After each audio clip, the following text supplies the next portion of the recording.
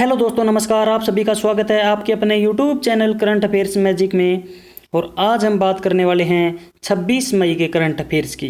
तो हम बढ़ते हैं अपने पहले क्वेश्चन की ओर। हमारा पहला क्वेश्चन है कि केंद्रीय मंत्रिमंडल ने आपात ऋण सुविधा गारंटी योजना के अंतर्गत कितने लाख करोड़ रुपए की अतिरिक्त राशि उपलब्ध कराने की मंजूरी दी है। तो यह दी है हमारी भारत सरकार ने 3 लाख करोड़ अतिरिक्त राशि उपलब्ध कराने की मंजूरी।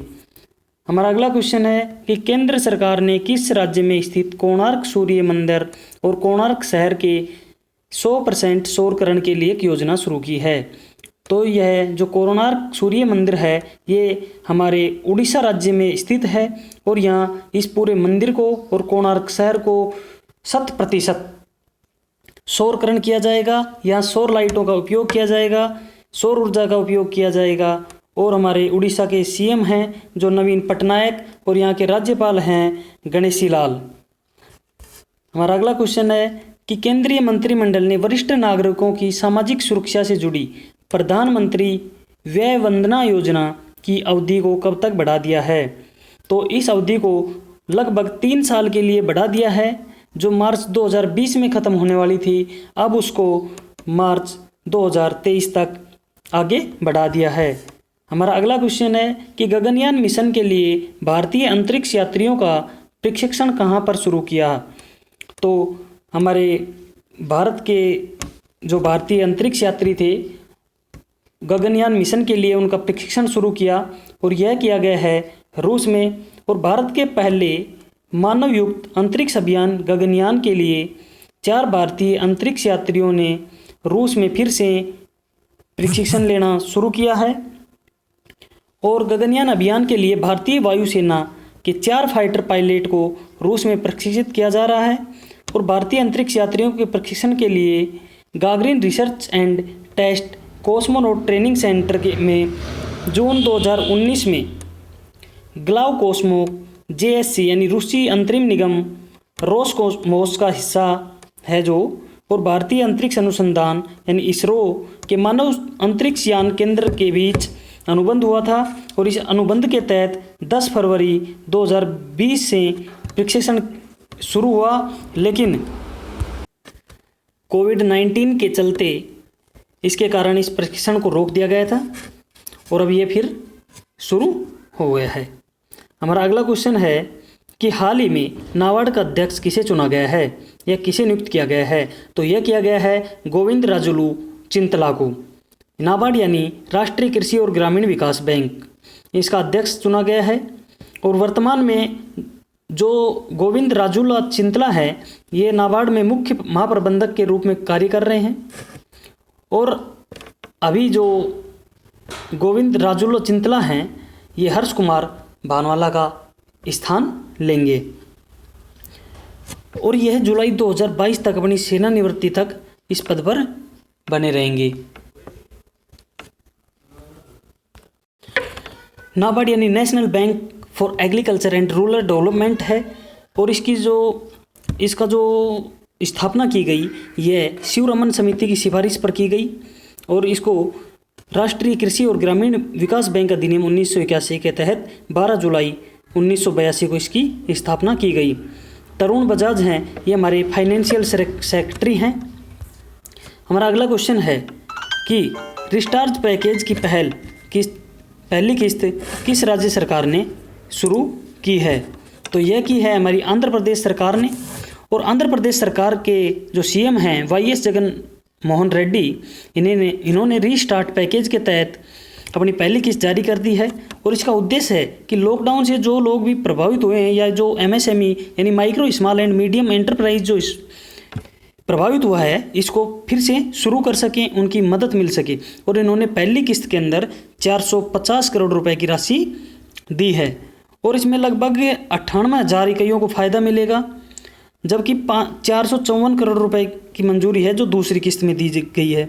और 29 जून 2020 को ये बता देंगे कि ये दूसरी किस्त कब दी जाएगी।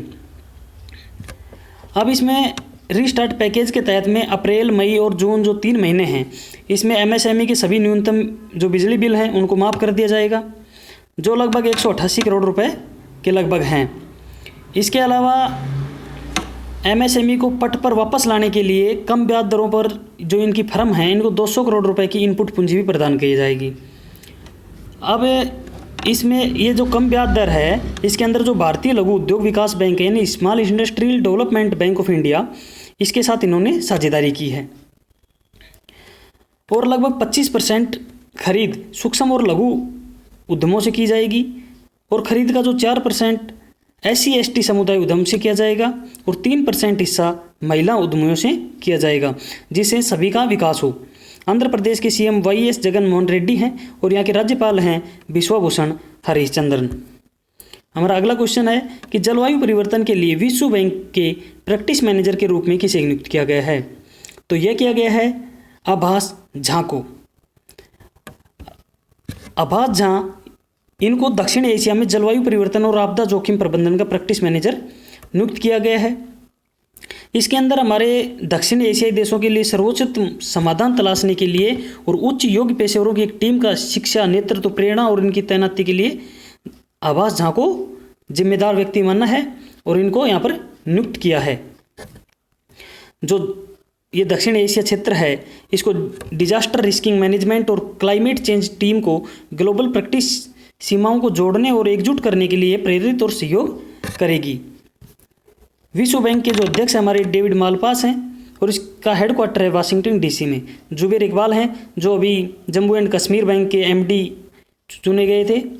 हमारा अगला क्वेश्चन है कि स्वास्थ्य मंत्रालय ने ड्रग रेगुलेटरी सिस्टम में सुधार के लिए नई समिति का गठन किया है, तो इसके अध्यक्ष कौन बने हैं, यानी इसकी अध्यक्षता किन के हाथों में दी गई है? तो यह दी गई है राजेश भूषण के हाथों में। हमारे स्वास्थ्य और परिवार कल्याण मंत्री ने ये ड्रग रेगुलेटरी में सुधार करने के लिए समिति का गठन किया गया है और इस समिति में 11 सदस्य हैं, जिनमें वरिष्ठ स्वास्थ्य अधिकारी हैं, वैज्ञानिक हैं और दवा उद्योगों के प्रतिनिधि भी इसमें शामिल है। अब इसमें अभी मैंने बताया जो इसके अध्यक्ष हैं वो केंद्रीय स्वास्थ्य मंत्री के स्पेशल ऑन ड्यूटी अधिकारी हैं राजेश भूषण।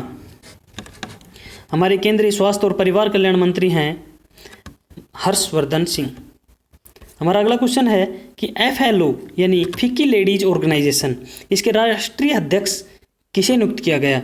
तो इसका राष्ट्रीय अध्यक्ष जाह्नवी फुल्लन को नियुक्त किया गया है और ये हैं इनके जो वर्तमान में इसके अध्यक्ष थी वो थी हरजिंदर कौर तलवार और इन्होंने FLO के 37वें राष्ट्रीय अध्यक्ष के रूप में पदभार ग्रहण किया था और ये देश की शीर्ष उद्योग मंडल की महिला विंग भी थी।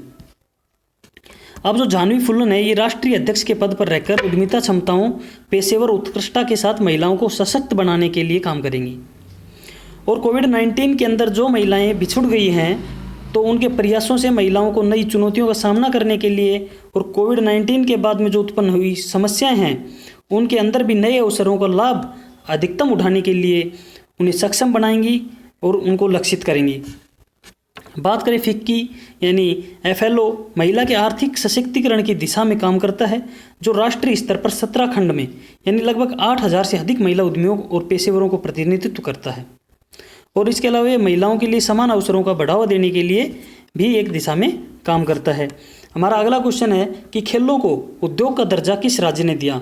तो हमारा मिजोरम राज्य है, तो मिजोरम की कैबिनेट ने खेलों को उद्योगों का दर्जा देने की मंजूरी दे दी है, यानी कि खेल के क्षेत्र में रोजगार पैदा करने और महत्व बढ़ाने को दिशा में देने के लिए खेलों में अधिक निवेश करने के लिए इन्होंने कदम उठाया है और खेल हैं जो उनको उद्योग का दर्जा देने में इन्होंने खेल के अंदर जो शामिल खिलाड़ी हैं और अन्य लोग हैं उनकी आवश्यकताओं को पूरा करने में राज्य उनकी पूरी मदद करेगी।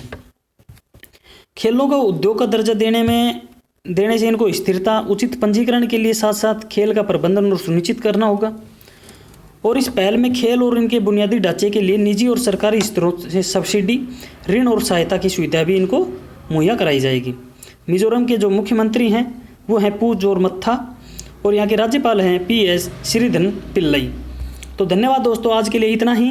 अब मिलते हैं नए वीडियो में नई अपडेट के साथ। धन्यवाद।